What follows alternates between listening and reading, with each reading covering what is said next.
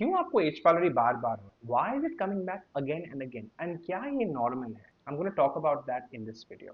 Nearly 50% of people, मतलब जिनको H pylori एक बार हुआ है, उनको दूसरा बार भी होता है unless they are extremely careful. And अगर आपको बार बार हो रहा है, it only means one of three things, मतलब ये 50% में one of three things is happening. या तो नंबर वन, एच पाइलोरी पहली बार पूरी तरह से मरा ही नहीं। नंबर टू, एच पाइलोरी दोबारा आ गया, it is come back. And number three, आपकी जो प्रॉब्लम्स है वो एज पाइलोरी की वजह से है ही नहीं। It's one of these three things.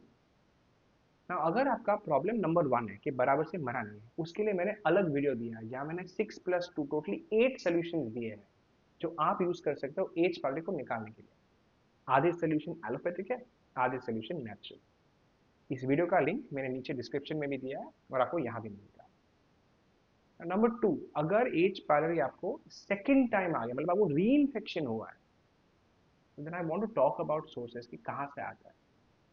So first things first, H pylori ऐसा बैक्टीरिया है जो आपके शरीर के बाहर भी रह सकता है, but not for very long. कुछ घंटे के लिए रह सकता है, कुछ दिनों के लिए रह सकता है। So for example, imagine that you are positive और आप और आपकी वाइफ या आप और आपके हस्बैंड एक ही बाथरूम शेयर कर रहे हो, लेकिन वो बाथरूम आराम से धुला नहीं है। देयर इज अ चांस कि आपके स्पाउस भी इन्फेक्ट हो सकते हैं। इनफैक्ट डेटा शोज दिस कि जो एच पाइलोरी पॉजिटिव है, there is a 30 to 40% chance कि उनके स्पाउस भी एच पाइलोरी पॉजिटिव हो जाए। ये जरूरी नहीं है कि सिम्टम्स सेम रहे। शायद आपके स्पाउस एसिम्टोमेटिक हो, उनको सिम्टम नहीं दिखाई दे रहे, आप में आ रहे हैं, पर आप दोनों एच पाइलोरी पॉजिटिव हो सकते हैं। द कपल ऑफ एरियाज जो आपको ध्यान रखना है, the number one like I said is your toilet. जब हम स्टूल में टेस्ट करते हैं एच पाइलोरी पॉजिटिव आता है, इट मीन्स कि एच पाइलोरी स्टूल से पास हो सकता है। सो आपका टॉयलेट मेक श्योर कि आप एक्सट्रीमली साफ सुथरा रखें। The second thing is your towels. जब भी हम फॉर एग्जांपल नाक धोते हैं, हाथ धोते हैं etcetera, all this creates opportunity for H pylori to come out. So आपके जो टावल्स है नॉर्मली हम सेपरेट रखते हैं। धोने के टाइम पे या तो प्रॉपरली एंटीसेप्टिक या कोई डिसइंफेक्टेंट या स्टीम करके धोइए। हीट से एच पाइलोरी मर सकता है। The third place is normally your food.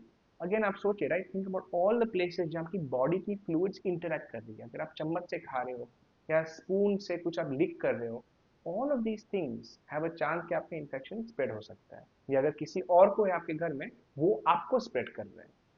So make sure कि ये सारी चीज हम बहुत केयरफुली डिसइंफेक्ट करें और यूज करें। इनफैक्ट मेरा फर्स्ट रिकमेंडेशन है जिनको पहली बार एच पाइलोरी हुआ है, इसके आपका खाना, आपका बाथरूम, आपका टावल एक्सेट्रा, मतलब anything that comes in contact वो अलग ही रखिए। Don't mix it with everybody else's. अगर आपको है तो मेक श्योर कि आपकी फैमिली को तो ना हो जाए। So this is the first part. The second part जहाँ से एच पाइलोरी आ सकता है is your water. Take a look at this report. Normally पानी में हम क्या देखते हैं, कितने मिनरल्स है, क्या टीडीएस है, करेक्ट? बट पानी में बैक्टीरिया भी हो सकता है। This is a contaminated well, मतलब ये बोरिंग का पानी है जिसमें कंटेमिनेशन हुआ है। Now how do you kill the bacteria? मेरा फर्स्ट प्रेफरेंस रहता है कि आपका वाटर प्योरीफायर में आरओ होना चाहिए। In my opinion it is non negotiable. क्यों? एच पाइलोरी का जो साइज है वो 3.5 माइक्रॉन का है। आपका जो आरओ का फिल्टर है वो 0.0001 माइक्रॉन का फिल्टर है। मतलब इतनी छोटी छन्नी है जहाँ एच पाइलोरी भी पास नहीं हो सकता, वो पकड़ के रख देता है और आपको क्लीन पानी देता है। This is extremely positive. So R O is the first option. अगर आपके पास आर ओ ऑलरेडी है तो उसको सर्विसिंग कराओ, मेक श्योर कि वो रेगुलरली टाइम टाइम क्लीन हो जाए। अगर आर ओ बहुत एक्सपेंसिव है, प्रैक्टिकली नहीं है आपके लिए, then try option number two which is UV. UVC light can disinfect almost anything. In fact COVID जब रहता है डॉक्टर के क्लिनिक में, वो भी यूवीसी लाइट डाल के ही निकालते हैं। अगर वो वायरस को मार सकते हैं तो बैक्टीरिया कौन सी बड़ी चीज है? So UVC light is the second important thing जो आपके फिल्टर में आप डाल सकते हो अगर आरओ की पॉसिबिलिटी नहीं है। And the third option is boiling your water. H pylori का जो रहने का टेम्परेचर है अराउंड 35-36 डिग्री। इट मीन्स कि अगर आपने आपका पानी उबाला, बॉईल किया, then the chance of H pylori remaining there is almost nothing. But I tell you मैं ये क्यों रेकमेंड नहीं करता हूँ। This is like an infection. मतलब अगर आपने वो पानी जहाँ आपने बॉईल किया बैक टू रूम टेम्परेचर आ गया और आपने आपका हाथ भी डाला, तो जो चांस वापस इन्फेक्शन उसमें आ जाए। हम थोड़ा ना बॉईल करने के बाद ही पीते हैं, बॉईल करते हैं रख देते हैं, वो रखने के दौरान वापस इन्फेक्शन होने का चांस होता है। So I don't recommend boiling as much as I recommend the other two. But again, the option is entirely up to you. The third place to be extremely careful, because अगर आपको infection या री infection हो रहा है, is बाहर का खाना। The same heat का लॉजिक अप्लाई। बाहर आपका वेंडर कौन सा पानी यूज कर रहा है, वो क्या डाल रहा है आपके खाने में, आपको कभी पता नहीं रहता। तो स्पेशली जो ठंडी चीज रहती है, I say completely no no. Cold sandwich मत खाओ, पानी पूरी मत खाओ, क्यों रिस्क लेना है, आप ऑलरेडी एच पाइलोरी पॉजिटिव हो। अगर कोई गर्म चीज है और आप ऐसे स्टेट में हो जो आप यू कांट डू एनीथिंग, आपको खाना ही पड़ेगा, तो अलग बात है। Prefer hot food, never cold food from outside. These are the bare essentials for H pylori management. Assume for a second कि आपने सब कुछ कर दिया, दवा भी ले ली, हाइजीन भी मेंटेन कर रहे हो, पानी का भी ध्यान रख दिया है, घर पे भी बहुत ध्यान रख रहे हो, फिर भी आपके सिम्टम्स नहीं जा रहे। You need to consider the third option, which is शायद ये प्रॉब्लम एज पावर की वजह से है ही नहीं। And I give you examples, मैं तीन बहुत कॉमन एग्जाम्पल्स देने वाला हूँ जो बार बार आते हैं हमारे केस और हमारे सिचुएशन में। फर्स्ट वन, कि मेरा वजन बढ़ नहीं रहा है, एज पायलोरी हुआ था, वजन बहुत कम हो गया, अभी एज पायलोरी नेगेटिव हो गया हूँ, लेकिन वजन बढ़ नहीं रहा है। The problem that we have seen is usually to do with enzyme. हमारी जो डाइट रहती है स्पेशली वेजिटेरियन के लिए, वो लार्जली कार्बोहाइड्रेट बेस्ड डाइट रहती है, पटेटोज, राइस, रोटी एटसेट्रा। अभी ये कार्बोहाइड्रेट्स पहले टूटने चाहिए और फिर छोटे छोटे पीसेस आपकी बॉडी में अब्जॉर्ब होने चाहिए। ये जो तोड़ने का काम करता है एंजाइम। जब भी एंजाइम सही मात्रा में आपकी बॉडी नहीं बनाती, एक डेफिशिएंसी हो जाती है, तो वो सही से टूटता नहीं है और वो सारा खाना बॉडी में जाता ही नहीं है, इसलिए आप खा रहे हो लेकिन शरीर पे चढ़ नहीं रहा है। ये एच पाइलोरी का प्रॉब्लम शायद नहीं है, ये एंजाइम का प्रॉब्लम है। Completely different situation.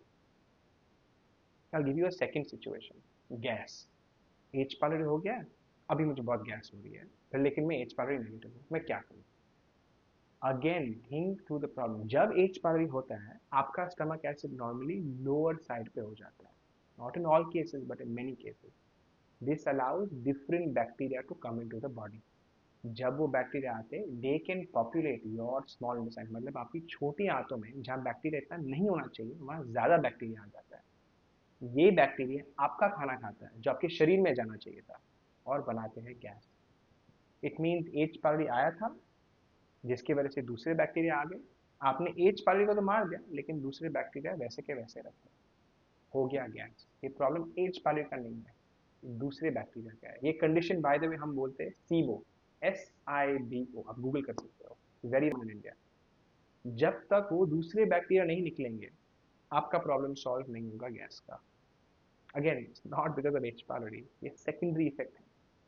I give you third example, ये भी बहुत कॉमन है। स्टूल मेरा अभी भी फॉर्म नहीं हो रहा है, right, it's still a big problem, छोटे छोटे पीसेस में आ रहा है, वो बाथरूम जाने के बाद एक सेटिस्फैक्शन नहीं मिल रही है।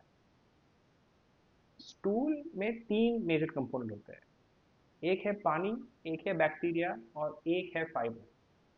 आप चेक करो आपकी बॉडी में कमी क्या है।